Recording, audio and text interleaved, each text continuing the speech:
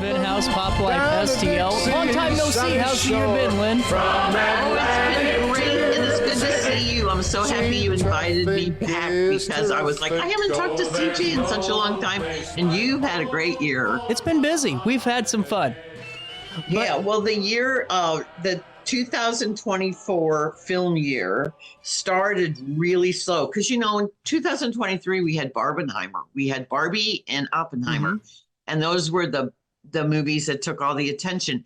And this year we didn't really. Dune Part 2 came out in February, but we didn't really have too much going till I think in late summer, early fall. The fall movies started, and then it was this process. But I think there's no clear, as we're going into the new year, there's no clear winner, I think, in many of the awards, because the awards are coming up. Golden Globes are January 5th. Our Critics' Choice Association is January 12th. I turned in my nomination ballot last week for that, and then we vote in a couple weeks. Our St. Louis Film Critics, we just announced our awards, and we gave it to Dune Part 2, but we also honored Nickel Boys, which is not coming out here until January.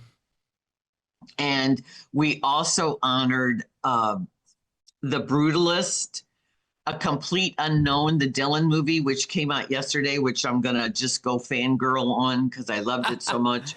And so there's a lot of good movies coming out right now. And I don't know if I've told you this before, but the JustWatch.com is your friend. Really? What is that about? JustWatch.com. Put in a title of a movie and it'll tell you where it's streaming.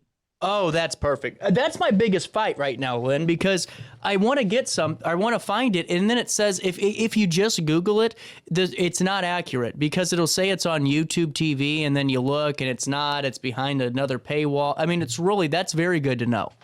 Yeah, so JustWatch.com, and what it does is if it's not available, it'll tell you. It's that means it's still at theaters, but another thing is if you have to rent it or pay for it, because streaming, you have to have a subscription, so it'll say subscription, but it'll tell you like if it's on Hulu, and it'll tell you if you can rent it on app. How everybody's got their platforms like Google, YouTube, Apple Prime.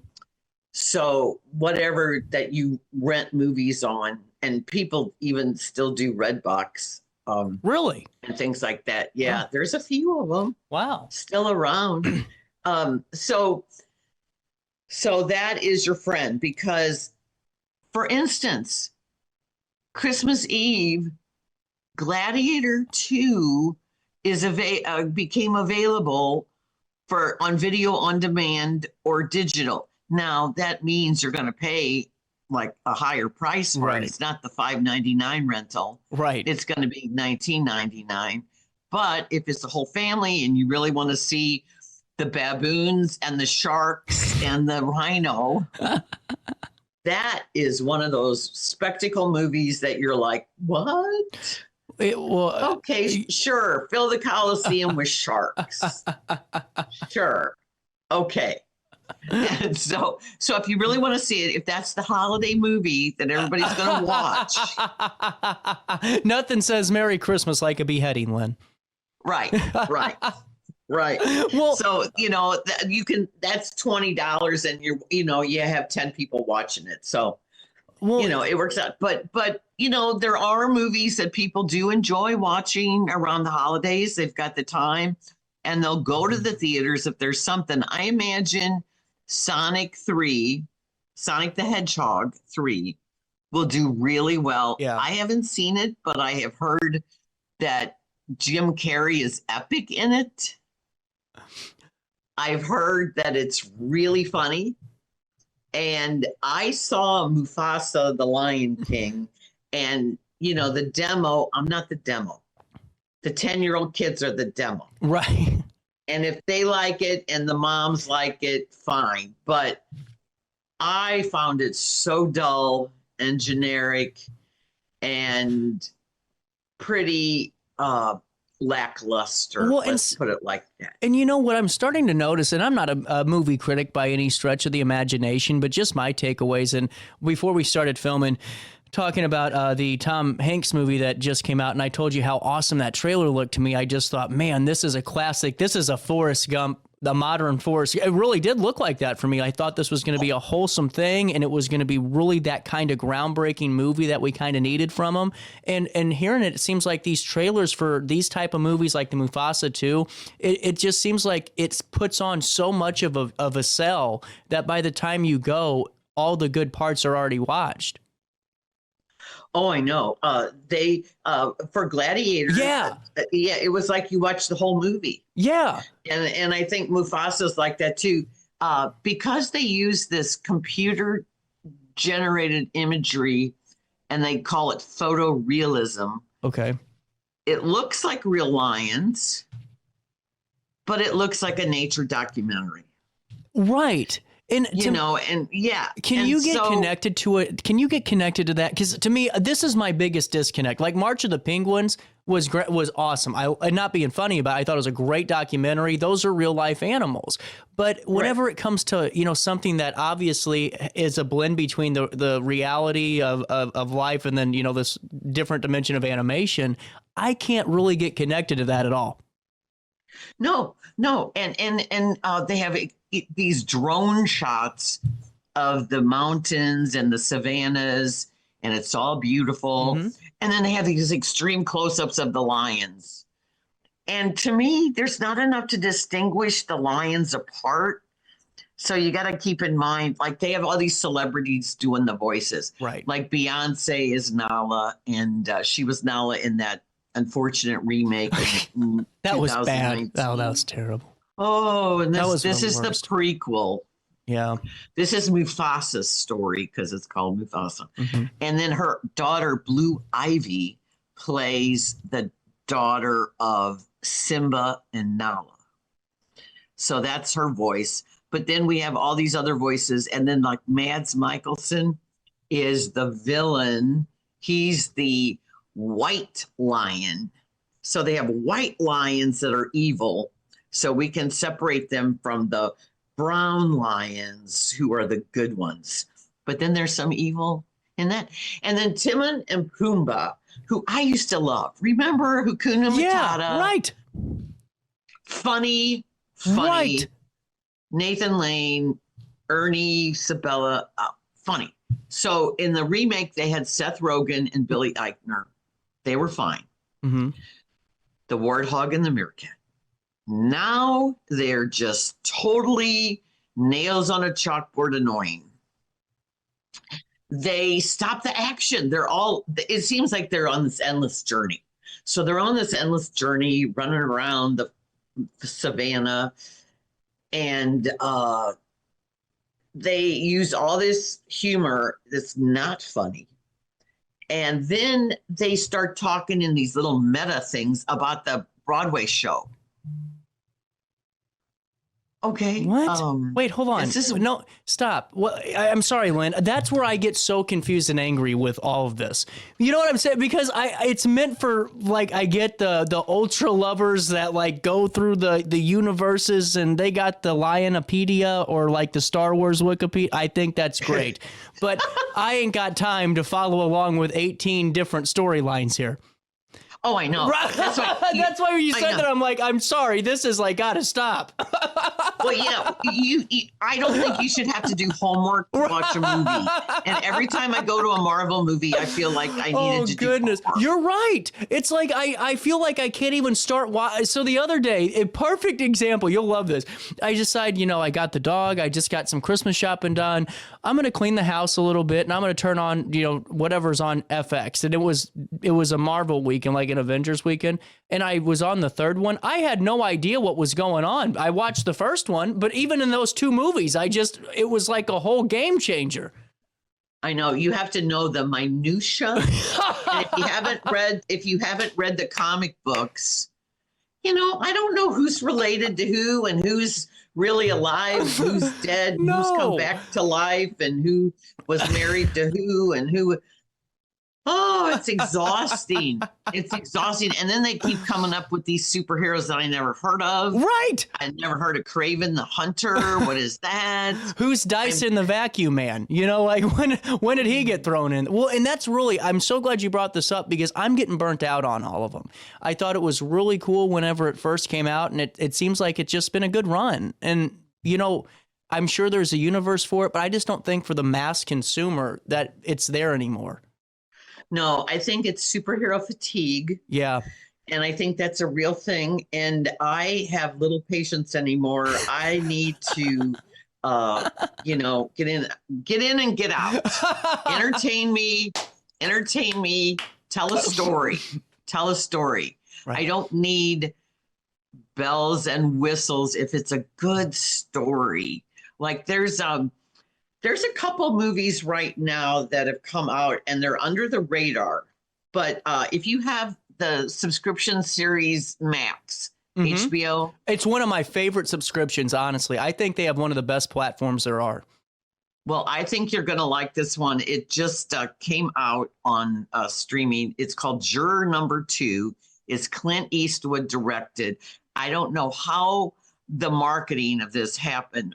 Warner Brothers kind of buried this movie, but it's really fascinating about a fictional jury in Savannah, Georgia. It's kind of like the 12 Angry Men, but it's updated for modern sensibilities. That's cool. So, yeah, so it's called Juror Number 2, and it's on Max. I'm taking notes for my break, Lynn.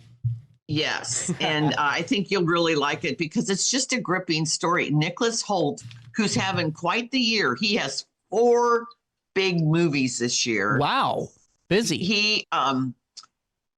He was in The Order, which is really good with Jude Law about white supremacists in Pacific Northwest in 1983. And that's based on a true FBI story. And then he is in Nosferatu, which just opened Christmas Day. It's a remake of the vampire horror movie. And he's in that. And he's Juror Number 2. He plays this guy on the jury, and he realizes he has a moral dilemma. And I can't spoil the plot. Okay, I was actually taking notes because I literally am taking notes right now for my break, Lynn. Good, because I think this is a surprise. Well, because people don't expect it to be this good. I didn't even hear gripping. I didn't hear about the movie at all, though. Do they do that on purpose sometimes? Is it just a marketing decision at a table? Like I just don't get that. Yeah, I don't know. Because it's Clint Eastwood. And Clint Eastwood's made like 48 movies. Right, he's a legend. And he's 94? Yeah. Something like that. I can't remember. I had this. Yeah, I talked about this when it was out on video a couple weeks ago. And I looked all that up. But yeah, Clint's like a machine movie-wise. And he's very economical. And this is an economical film. It's tidy. It's Toni Collette, Chris Messina, they're the attorneys. So this woman is killed after a public bar fight with her boyfriend. Oh. So the boyfriend's on trial. Gotcha. But did he really do it? And so it looks cut and dried, but it's not. And so the jury unravels it all. And then this juror, number 2, has a moral dilemma, which also affects things. Wow. So yeah, so I think you would like it, and that's a small film. And another film that's on Netflix that just opened December 20th is called The 688. Now, you think you know everything about World War II, but we don't. And I didn't even know this story. And it's like, you know how like you're watching Hidden Figures and you're like, how did I not know about these women who did this space program? And you're always finding these stories out that you're just like, how did we not know about this? So this is a very real thing. During World War II, in around 1943, the servicemen in Europe low morale. They were not getting their mail from their families. And, back then there was no such thing as cell phones, texts, Right. because everything was letters. So the 6888 was a battalion in the Army Corps, and it was all Black women. And because there was a 3-year backup on mail delivery, one of the moms that was waiting for word about her son ran into Eleanor Roosevelt, who's played by Susan Sarandon. Oh, wow. And tells her that nobody's getting their mail from their loved ones. Like the soldiers aren't getting them, and they're not getting home, the letters home. So she gets her husband, FDR, played by Sam Waterston, and they look into it. So they assigned this battalion, the 6668, to go over and sort all the mail. 17 million pieces of mail. Oh, God. That were not distributed to soldiers and to their families. Wow. And this was at a time of segregation. And this was at a time where these higher ups, these really jerky Army officers, don't think these women are going to do it. But they got to do something. And they put them in, but they treat them terrible. It's very discrimination, and so Kerry Washington plays his captain. She's a no-nonsense captain, and she gets everybody together, and they have a lot of, the internal conflicts. This is written and directed by Tyler Perry. Oh, wow. Okay. Really cool. And and Oprah shows up in the movie too. She plays a part. So it's very different for Tyler Perry, very different. But it takes, I will say, it takes a while to build. It takes a while to get going. But once you see how these women work so hard to do this, but can you imagine all these soldiers are not getting mail? And, the morale is really low because it's 1943. So we had no idea about this story, and this really happened. Right. I mean, it's incredible. And Lynn, I know that we're touching on some of our time constraints here, but you're right. I mean, these are so important stories. I was just talking to Ann Montgomery out of Arizona. She wrote a story about her friend's father that was one of the grave diggers during World War II during the invasion of Normandy and on D-Day. And, to hear about what some of these folks went through and the morale that they had to keep to make sure that no one saw all these folks that were on the ground. I mean, you hear about these things that you never heard of in school, and it just changes your perspective on so much, just like this one. Oh my gosh, it does. I mean, it's just incredible. And now, before I let you, I'm so sorry. Before I let you go, I want to talk about the Bob Dylan movie because this is very, very fascinating to me. This came out of left field. Talk about a movie that's going to change perceptions. Yeah, this thing came out of left field. Oh, it's called A Complete Unknown. It is one of my favorites of the year. Timothée Chalamet is incredible as Bob Dylan. Immersive. Whether you like Bob Dylan or not as an artist, there's no denying his place in pop culture history. And this is his early days as a folk singer straight out of Minnesota. He comes to New York. He gets involved in the folk scene in Pete Seeger. And if you aren't familiar with that period, it's really good. The folk scene, Greenwich Village, all the little clubs.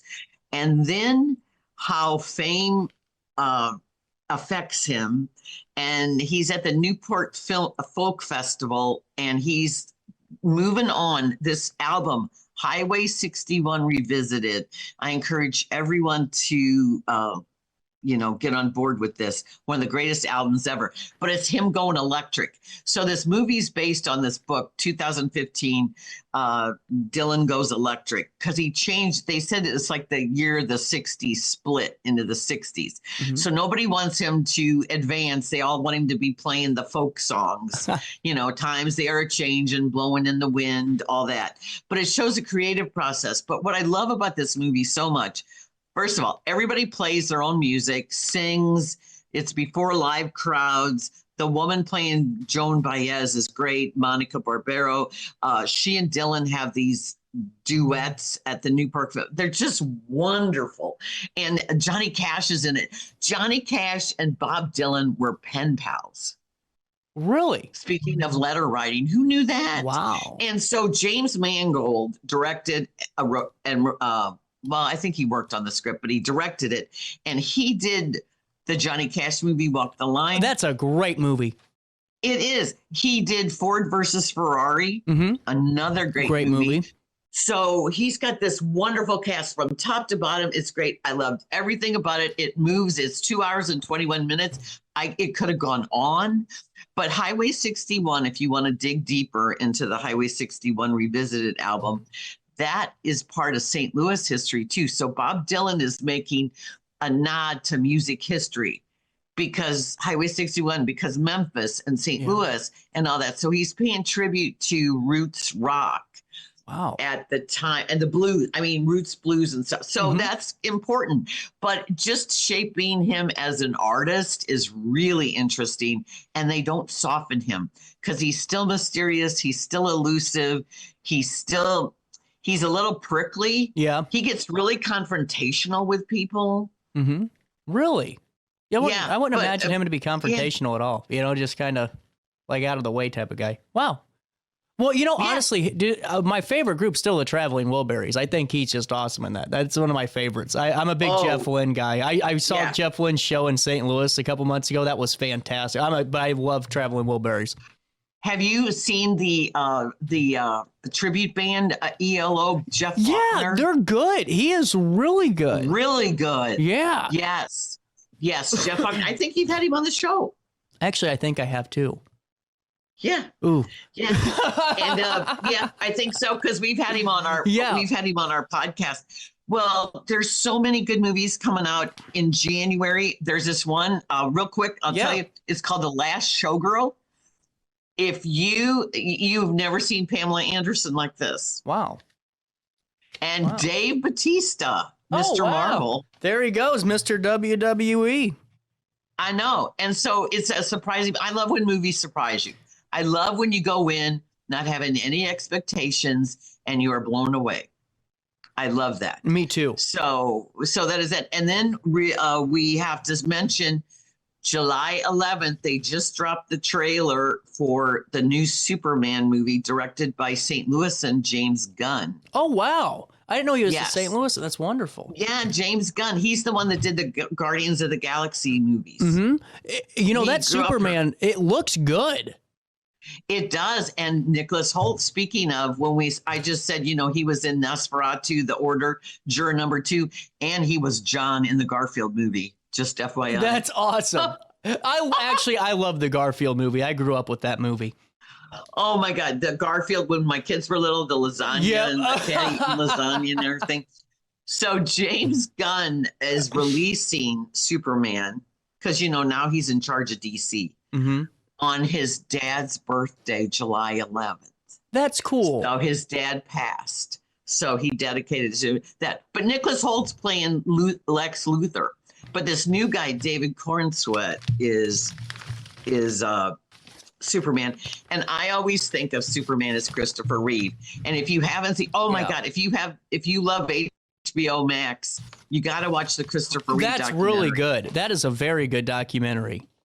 Profoundly moving. Yeah. So his son Will Reeve, he works for ABC News. Mm-hmm. He's on Good Morning America. He's going to play a reporter in the